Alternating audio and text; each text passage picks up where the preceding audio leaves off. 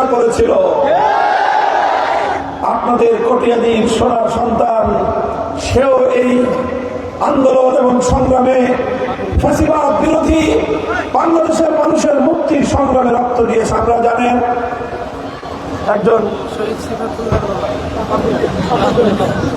এই যে পাকুন্দিয়ার আপনাদের এই অঞ্চলের এক শহীদের গর্বিত পিতা, আপনার ছেলের নাম শহীদ সিফাতুল্লাহ, কওমি মাদ্রাসায় সে উচ্চ মাধ্যমিক শ্রেণীতে পড়াশোনা করত।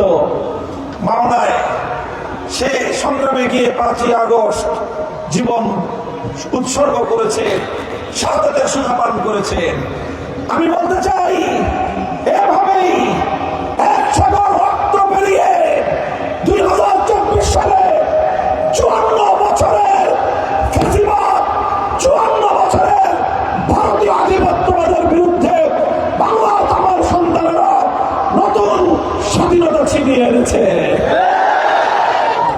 সংগ্রামী সাথী ও বন্ধুগণ, এরপরে সেই জুলাই বিপ্লবকে কেন্দ্র করে আজকে বাংলাদেশে জুলাই সনদ প্রণীত হয়েছে।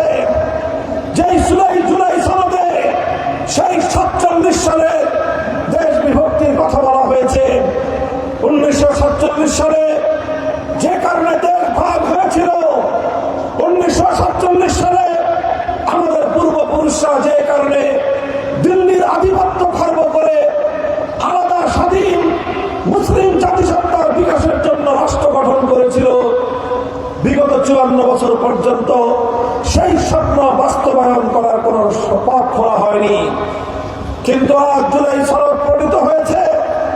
সেই সনদে 47 দেশ বিভাগের কথা আছে। সেই সনদে 2013 সালে শাপলা চত্বরে হেফাজতে ইসলাম বাংলাদেশের শাহাদাত বরণকারী নবী প্রেমিক তৌহিদি জনতার গল্প বলা আছে। তাই আমরা বলি, আগামীর বাংলাদেশ হতে হবে জুলাই সনদের ভিত্তিতে বাংলাদেশ। কিন্তু এক শ্রেণীর মানুষ চায়, যেমনি ভাবে বিগত 15 বছর একটি দল, একটি পক্ষ বাংলাদেশকে কুক্ষিগত করে ফ্যাসিবাদ কায়েম করেছিল, আবার কেউ কেউ স্বপ্ন দেখছে আগামী 15 বছর পালা বদল করে তারা নতুন ভাবে ক্ষমতা আঁকড়ে রাখতে চায়। আমরা একটা বার্তাই দিতে চাই, বাংলার মানুষ রক্ত দিয়ে ফ্যাসিবাদ বিতাড়িত করেছে। নতুন ফ্যাসিবাদের হাতে তাদের স্বাধীন বাংলার মাটিকে ইজারা দেওয়ার জন্য নয়।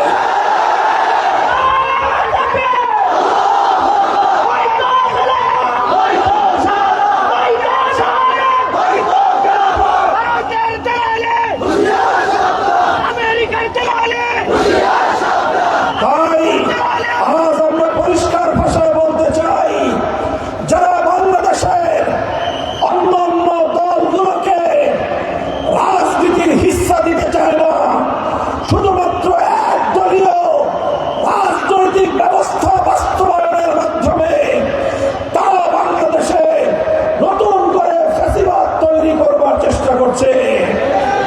সংগ্রামী সাথী ও বন্ধুগণ, আপনার দিকে তাকান।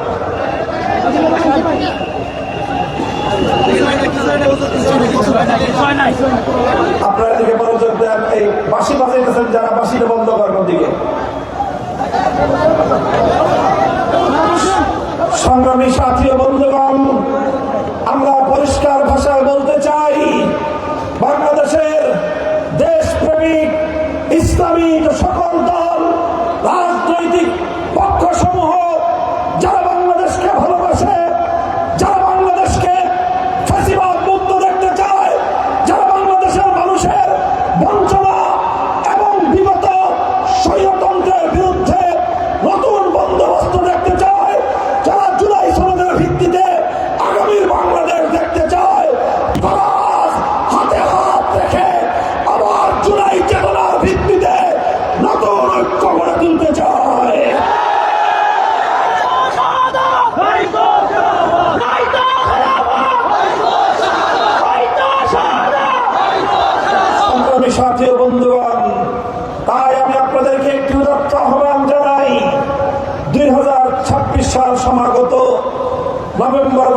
ডিসেম্বরের পরে জানুয়ারি নতুন বছর শুরু হবে।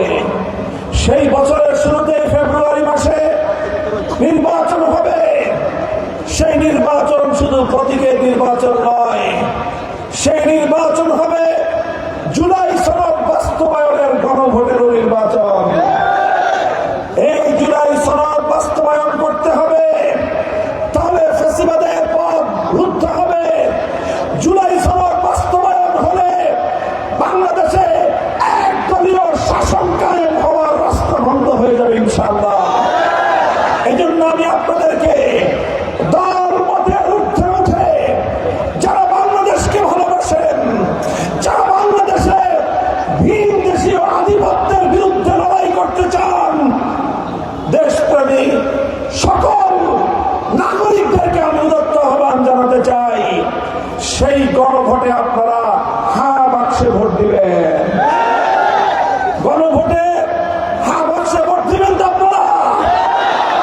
হ্যাঁ বাক্সে ভোট দেওয়ার পর আগামী সরকার গঠন করার জন্য, রাষ্ট্রকে সুন্দরভাবে পরিচালিত করার জন্য, একদলীয় ব্যবস্থা থেকে বাংলাদেশকে মুক্ত করার জন্য, বাংলাদেশের মেহনতি কৃষক শ্রমিক মজদুরদের অধিকার বাস্তবায়নের জন্য, বাংলাদেশের লুটেরা দুর্নীতিবাজদের রাজনৈতিক আধিপত্যকে খর্ব করে জনতার বিজয় প্রতিষ্ঠার জন্য আপনারা আমাদের ঐক্যবদ্ধ বিভিন্ন রাজনৈতিক সম্মিলিত রাজনৈতিক দলসমূহের পক্ষ থেকে যাকে যেখানে প্রার্থী মনোনয়ন করা হবে তার সপক্ষে আপনারা ঐক্যবদ্ধ হয়ে ব্যালট বাক্সে আপনারা সিল মারবেন।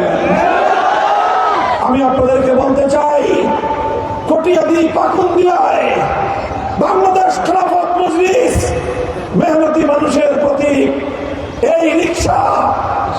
আমরা বড় লোকের নয়, শুধু শিল্পপতিদের নয়, শুধু গার্মেন্টস মালিকদের নয়, শুধু মিল কারখানার মালিকদের নয়, বরং এদেশের সত্যিকার ভাগ্য বঞ্চিত অধিকার হারা মেহনতি মানুষের অধিকার বাস্তবায়ন করতে চাই। এই জন্য আমরা প্রতীক নিয়েছি, মেহনতি মানুষের প্রতীক রিক্সা প্রতীক।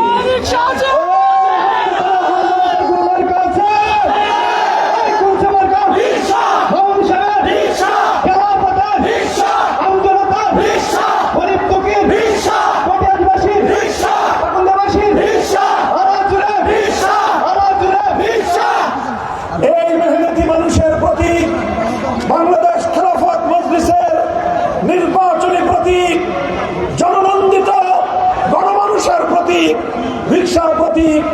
আপনাদের মাটি ও মানুষের প্রাণ প্রিয় আস্থাভাজন ব্যক্তিত্ব মৌলানা শফিকুল ইসলাম রুহানীর হাতে আমি তুলে দিচ্ছি। ইনশাআল্লাহ এই রিক্সা এবং রুহানী সাহেবকে আমি আপনাদের কাছে আমানত রেখে গেলাম। আমি আপনাদের সঙ্গে অঙ্গীকার করছি, প্রতিশ্রুতি দিচ্ছি, আপনারা রিক্সা প্রতীকে ভোট দিয়ে রুহানী সাহেবকে যদি জয়যুক্ত করতে পারেন, পাকুন্দিয়া কটিয়াদি মানুষের প্রতিটি সমস্যা সমাধানে বলিষ্ঠ ভূমিকা পালন করবেন তিনি ইনশাআল্লাহ। আমরা জনগণের সেবক হয়ে আপনাদের খেদমত করব, নেতা হয়ে আপনাদের উপর ছুরি ঘোরাবার চেষ্টা করব না। বড় বড় রাজনৈতিক দলগুলো তাদের বড় বড় নেতারা নেতৃত্ব ফলায়। আমরা কথা দিচ্ছি, রাষ্ট্রের এক পয়সা অন্যায়ভাবে তসরুফ করব না, কাউকে করতে দেব না। রাষ্ট্রের প্রতিটি পয়সা আমানতদারির সঙ্গে জনগণের কল্যাণে ব্যয় হওয়া নিশ্চিত করবো ইনশাআল্লাহ। জনগণের কাছে জবাব দিব, আল্লাহর কাছে জবাবদিহিতার ভয় নিয়ে রাষ্ট্র এবং জনগণের খেদমত করবো ইনশাআল্লাহ। সংগ্রামী সাথী ও বন্ধুগণ, আজকের এই হোসেনপুর মাঠের আয়োজিত আজকের এই কটিয়াদির এই বিশাল জনসভায় আমি আপনাদের সকলকে আশ্বস্ত করতে চাই, বাংলাদেশ খেলাফত মজলিস অতীতে জালিমের রক্তচক্ষুর সঙ্গে